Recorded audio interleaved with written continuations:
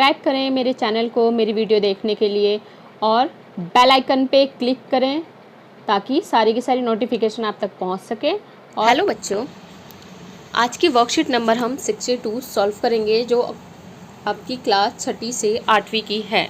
यहाँ बच्चे अपना नाम लिखेंगे और इधर कक्षा अध्यापक का नाम लिखेंगे और ये आपकी वर्कशीट 15 सितंबर की यानी कि आज की है।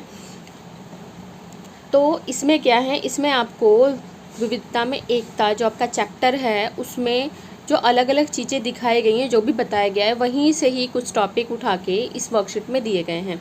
इसमें क्या है, पहले आप पढ़ेंगे लद्दाख के बारे में। हम पढ़ेंगे कि सबसे ऊपर स्थित लद्दाख और सबसे नीचे स्थित केरल, क्या क्या इसमें अंतर है, क्या क्या चीज़ें अलग हैं, कि लद्दाख में क्या पाया जाता है और केरल में क्या पाया जाता है। तो आइए बच्चों हम स्टार्ट करते हैं। अब सबसे पहले हम इसे पढ़ेंगे। ये देखिए, ये क्या है आपका लद्दाख। इधर है आपका ईस्ट, ऊपर है आपका नॉर्थ, इधर है आपका वेस्ट, नीचे है ये साउथ। तो अब देखिए ये कहाँ पे स्थित है। अगर देखा जाए जब ये पूरा का पूरा जम्मू कश्मीर के नॉर्थ ईस्ट साइड में स्थित है ये। तो आइए हम पढ़ते हैं। लद्दाख अब केंद्र शासित प्रदेश, यानी कि पहले केंद्र शासित प्रदेश नहीं था, अब क्या ये केंद्र शासित प्रदेश है। जम्मू और कश्मीर के पूर्वी हिस्से में पहाड़ियों में बसा एक ठंडा रेगिस्तान है। यानी कि जम्मू कश्मीर के पूर्वी साइड में देखा जाए तो ये, अगर मान लीजिए ये आपका जम्मू कश्मीर है, जम्मू कश्मीर है तो इसके इस साइड में स्थित होगा। यहाँ पे क्या होगा आपका लद्दाख होगा इस तरीके से। तो इसके ईस्ट में बैठा नहीं ये। अब हम आगे देखते हैं। यह इलाका हर वर्ष काफ़ी लंबे समय तक बर्फ़ से ढका रहता है। तो लद्दाख जो क्षेत्र है यहाँ पे क्या है, बहुत ज़्यादा बर्फ़ है। जो पूरे ज़्यादातर यहाँ पे क्या है, बर्फ़ ही बर्फ़ रहती है। इस क्षेत्र में बहुत ही कम पेड़ उगते हैं। पानी पीने के लिए लोग गर्मी के महीनों में पिघलने वाली बर्फ़ पर निर्भर होते हैं। तो इसमें देखिए बच्चों क्या होता है, जब ज़्यादातर यहाँ जिस जगह पे बर्फ़ पाई जाती है वहाँ पे पेड़ पौधे कम उगते हैं, यानी कि वनस्पति कम पाई जाती हैं। और यहाँ पे जब पानी जम जाएगा तो लोगों को पीने के लिए पानी कहाँ से मिलेगा। तो गर्मी के टाइम पे वहाँ के लोग जो बर्फ़ पिघलती है उसी पानी को पीते हैं। यहाँ के लोग एक ख़ास किस्म की भेड़ पालते हैं जिससे पश्मीना ऊन मिलता है। ये लोग क्या करते हैं, भेड़ पालते हैं जिससे कौन सा ऊन मिलता है, पश्मीना, जो आपने सुना भी होगा, पश्मीना शॉल का नाम सुना होगा, वो यहीं से मिलती है। यह ऊन कीमती है इसलिए पश्मीना शॉल महंगी होती है।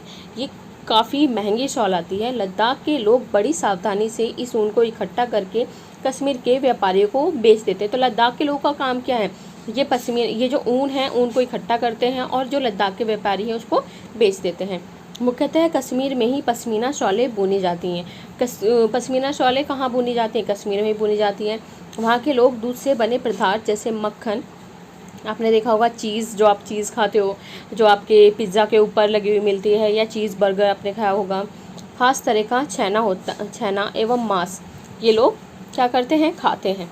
तो इनका मेन भोजन क्या हो गया, आपका मेन इनका हो गया मक्खन, चीज़ और छैना और मांस खाते हैं। हर एक परिवार के पास कुछ गाय, बकरी और याक, यानी कि जो बोझा ढोने वाला पशु है इस क्षेत्र में, लद्दाख के, जैसे आपके यहाँ पे आपने देखा होगा ना, जैसे गधे जो बोझा ढो के लेके जाते हैं, इस तरीके से लद्दाख में याक बोझा ढो के लेके जाता है।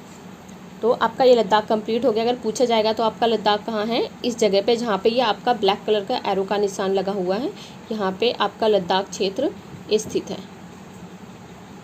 ये देखिए।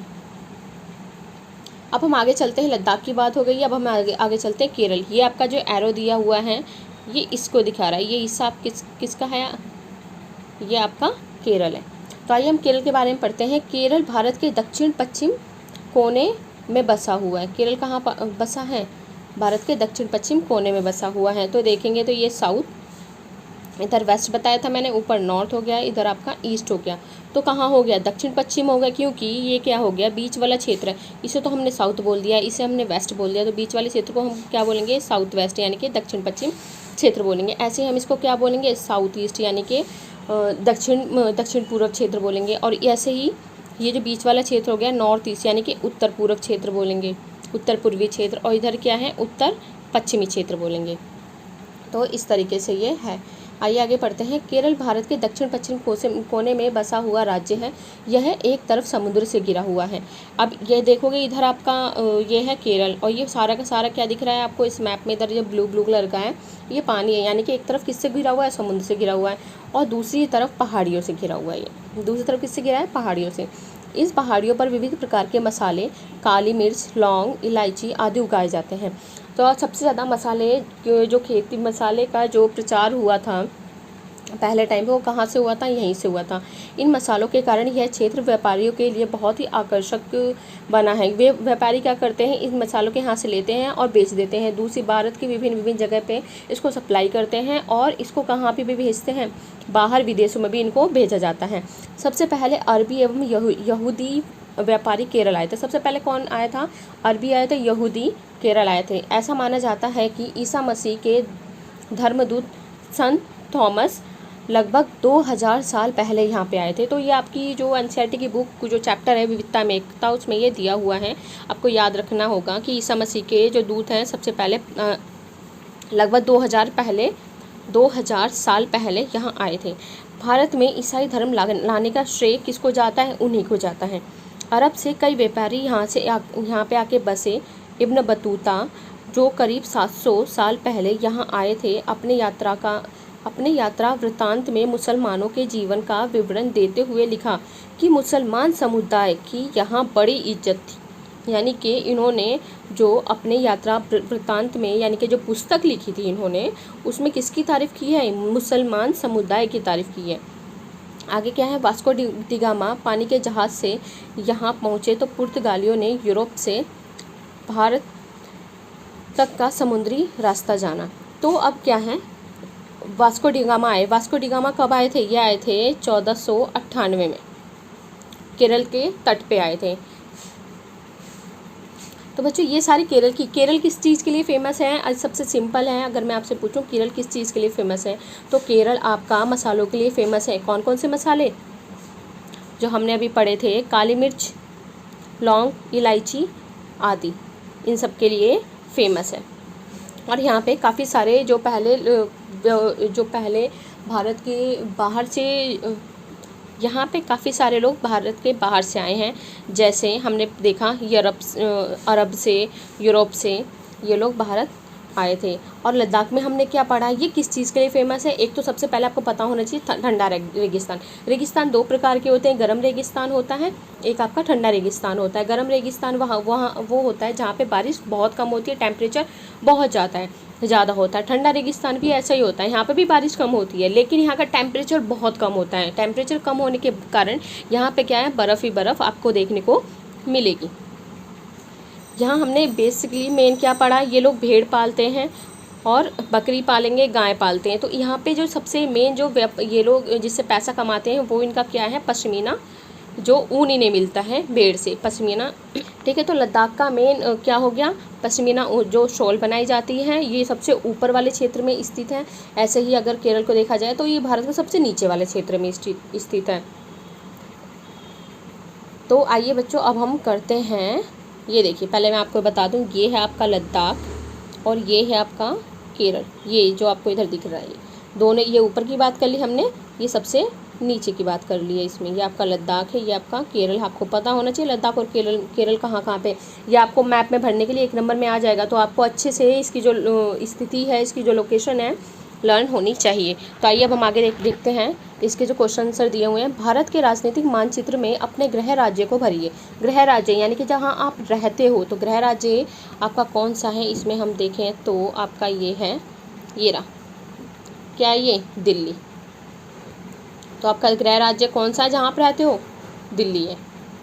तो आप इसको फिल कर दिए। तो पहले जो प्रश्न हो गया उसका उत्तर हो गया आपका दिल्ली।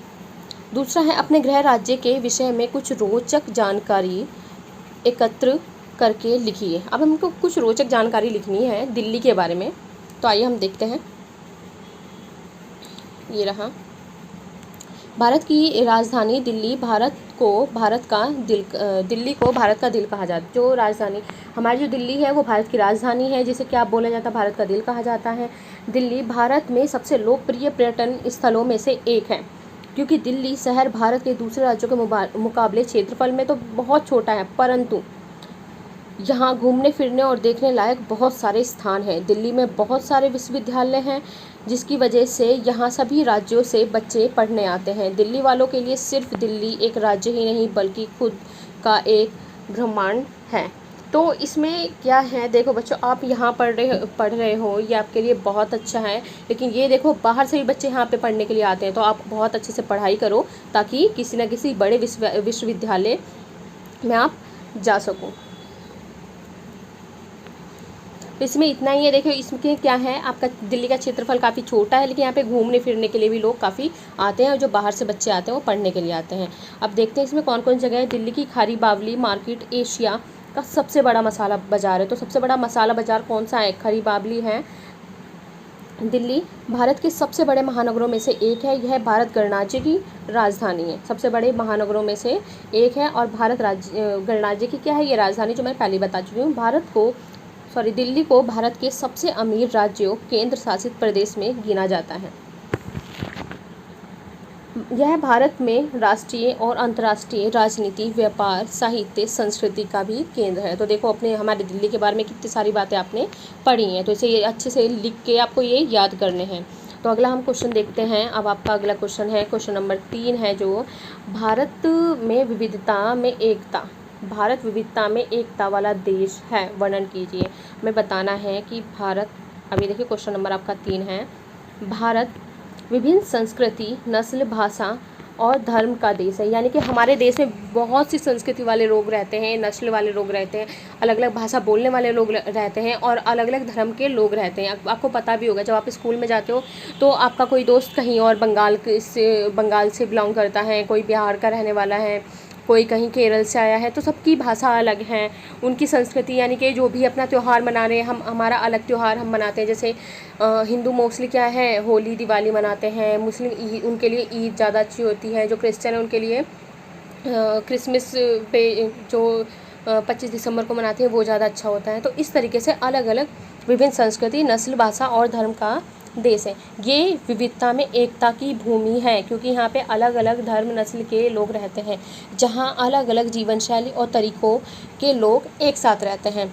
वे अलग अलग आस्था, धर्म और विश्वास से संबंध रखते हैं। मतलब अलग अलग आस्था है, लेकिन सब कैसे मिलजुल के एक साथ। जैसे आपके क्लासरूम में अलग अलग धर्म के बच्चे हैं, लेकिन सब लोग कैसे आपस में मिलजुल के रहते हैं। अपने हित और विश्वास के आधार पर विभिन्न जीवन शैली को अलग अलग संस्कृति के लोग बढ़ावा देते हैं। अब क्या कहते हैं, उनका विश्वास, उनके हित के आधार पर क्या करते हैं, वो विभिन्न जीवन शैली को अलग अलग संस्कृति के लोग बढ़ावा देते हैं। तो बच्चों ये इसमें इतना ही था। आपके विविधता में एकता यही है, अलग अलग धर्म के लोग। जैसे आपका क्लासरूम है, ठीक है, वहाँ अलग अलग धर्म के लोग, अलग अलग नस्ल, अलग अलग भाषा बोलने वाले वहाँ पे, और अलग अलग संस्कृति, जो उनकी संस्कृति अलग है, लेकिन एक ही क्लासरूम में रह रहे हैं। जिस तरीके से वो क्लासरूम आपका पूरा जुड़ा हुआ है एक साथ, लेकिन जाना कैसे जा रहा है वो, जैसे आपकी क्लास अगर 7th D है तो 7th D के नाम से जाना जाता है। ऐसे हमारा भारत है, जिसमें अलग अलग नस्ल के लोग रहते हैं, लेकिन किस नाम से जाना जाता है, भारत नाम से जाना जाता है, जिसमें क्या है, विविधता में एकता है। तो बच्चों आज की वर्कशीट में इतना ही था। इसे आप जल्दी से फटाफट कंप्लीट करके जल्दी से ग्रुप में भेजें।